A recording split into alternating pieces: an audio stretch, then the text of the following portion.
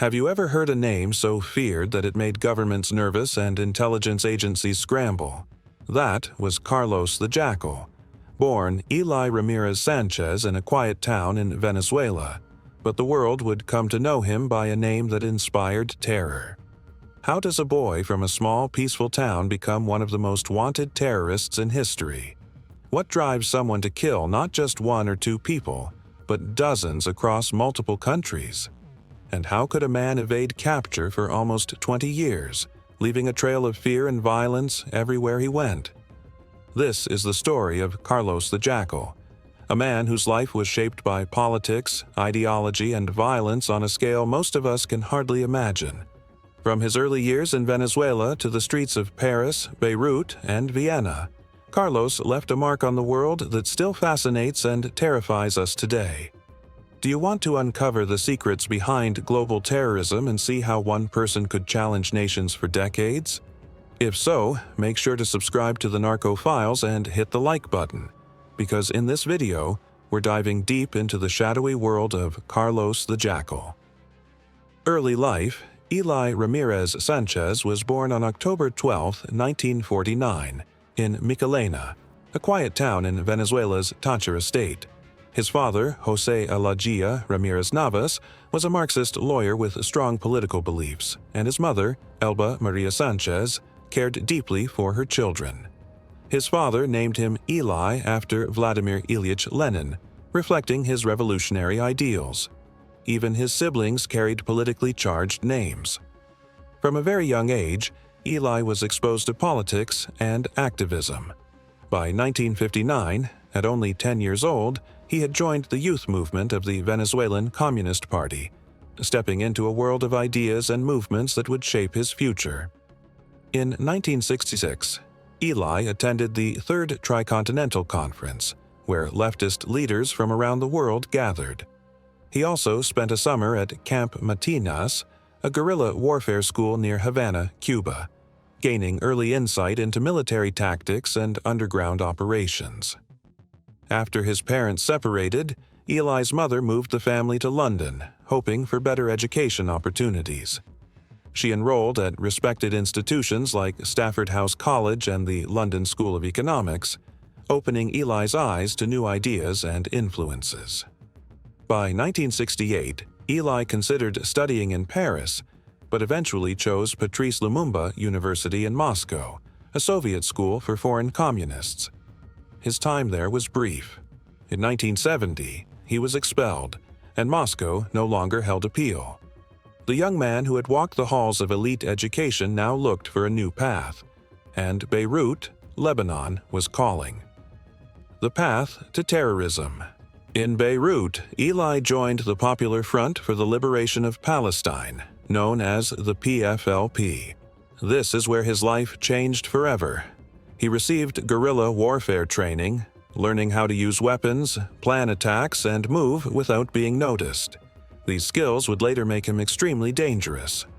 For a time, Jordan became his main training ground, but politics shifted quickly.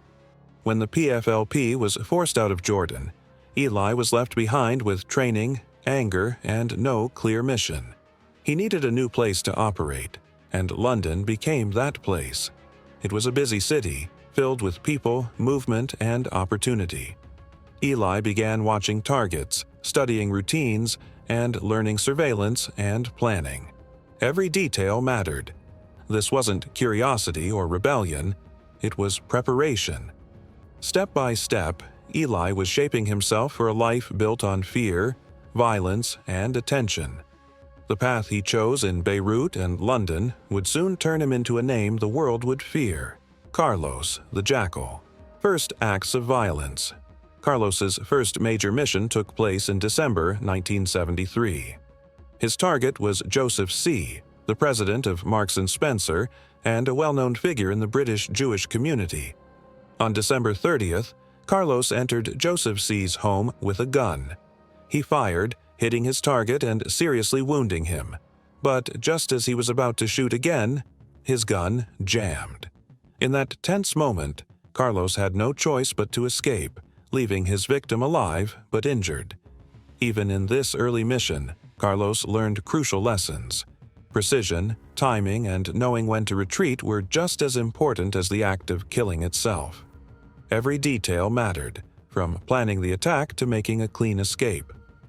This first attempt marked the start of a career that would soon stretch across Europe and the Middle East, leaving a trail of fear and chaos in its wake. Carlos was no longer just Eli Ramirez Sanchez from Venezuela.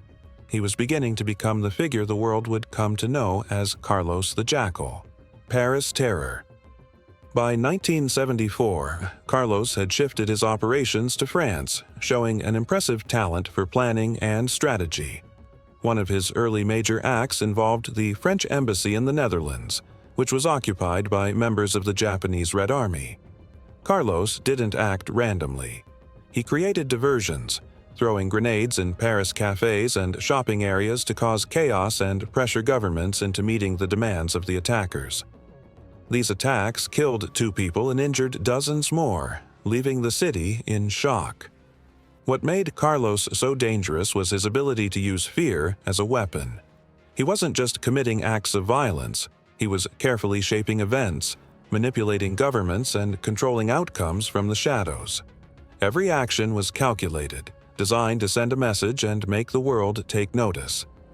Through these early missions, Carlos demonstrated that he wasn't just a killer, he was a master of terror, able to turn political conflicts into personal power plays.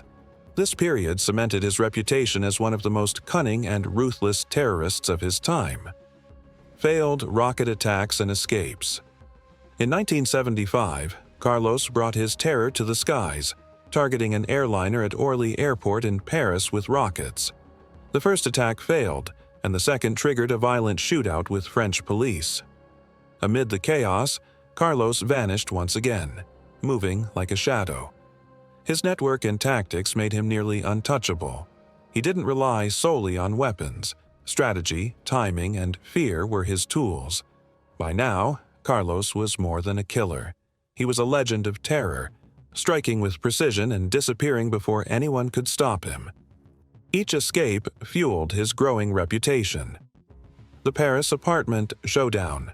In June 1975, French authorities captured Carlos's PFLP handler, Michel Moucal, who unknowingly led them to his Paris apartment. But Carlos was prepared. When police entered, he turned deadly, killing Moucal and 2 detectives while wounding another. In that instant, the man who had been almost invisible to law enforcement became the target of one of the largest manhunts in history, cementing his terrifying reputation. The name, Carlos the Jackal. A journalist noticed similarities between Eli Ramirez Sanchez and the fictional killer in Frederick Forsyth's The Day of the Jackal. From that day, he became known worldwide as Carlos the Jackal. The name carried fear, and media coverage turned him into a global symbol of terror, making his legend and reputation spread far beyond his actual crimes. The OPEC attack, Vienna, 1975. On December 23, 1975, Carlos led a team to storm an OPEC meeting in Vienna. 1 Libyan economist and 2 security guards were killed, while over 60 people were taken hostage. He moved the hostages across countries and secured a ransom of millions. The operation showed his planning, ruthlessness, and ability to control terror with precision. Building his own network. After the PFLP expelled him in 1976, Carlos found new allies in Libya's Muammar Gaddafi and the East German Stasi. By 1978, he created his own group, the Organization of Armed Arab Struggle, in OAS, giving him full control over operatives, resources, and safe havens. During this time, he also married Magdalena C., an OAS member from West Germany, strengthening both his personal life and his network of operations. Retaliation and terror, 1982-1983. In 1982, when French authorities arrested his wife, Carlos unleashed a brutal campaign of bombings and assassinations across France. High-profile targets, including Parisian officials, were attacked, spreading fear throughout the city. This period showed just how dangerous he had become. Carlos turned personal loss into a weapon, striking swiftly, strategically, and with deadly precision, cementing his reputation as one of the most feared terrorists in Europe. Retreat and sanctuary. During the 1980s, Carlos lived under Syrian protection, his violent operations quieted. He was effectively retired, yet remained a ghost in the world of terrorism. Having survived decades of international pursuit, he stayed dangerous, a shadow figure whose presence alone reminded the world of his deadly past. Renewed threats and pursuit. In the early 1990s, whispers spread that Saddam Hussein might recruit Carlos for attacks against U.S. and European targets. Western intelligence intensified the hunt, finally tracking him to Sudan. In 1994, French agents captured the Jackal, ending decades of illusion, trials, and convictions. Carlos faced justice after decades on the run. In 1997, he received a life sentence for the 1975 murders of Mukal and two detectives. In 2011, another life term came for bombings in France during the 1980s that killed over 10 people. From 2014 to 2017, he got a third life sentence for a 1974 grenade attack in Paris. Legacy. Lessons from Carlos the Jackal. Carlos the Jackal remains one of the most notorious figures in global terror. His life shows how ideology, skill, and ruthless planning can challenge entire nations. He taught lessons in patience, strategy, and the power of fear. Yet his story also reminds us that no matter how clever or elusive, criminals cannot escape justice forever. What does his life reveal about power, violence, and those who live outside the law? Could anyone today reach his level of influence, or was his time unique? Carlos the Jackal's life shows us how one person, with conviction, skill, and sheer ruthlessness, can leave a mark on the world that lasts for decades. He challenged governments, outsmarted intelligence agencies, and became a global legend of terror, a name that still sends chills today. What do you think? Could anyone today reach the same level of fear and infamy as Carlos did? How do stories like his change the way we see power, politics, and danger?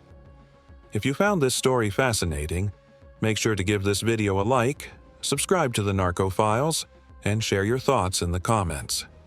We want to hear your take on how history's most dangerous figures shaped the world we live in. Remember, history is full of lessons hidden in the shadows. And here at the Narco Files, we'll keep uncovering them one story at a time. Don't miss the next one.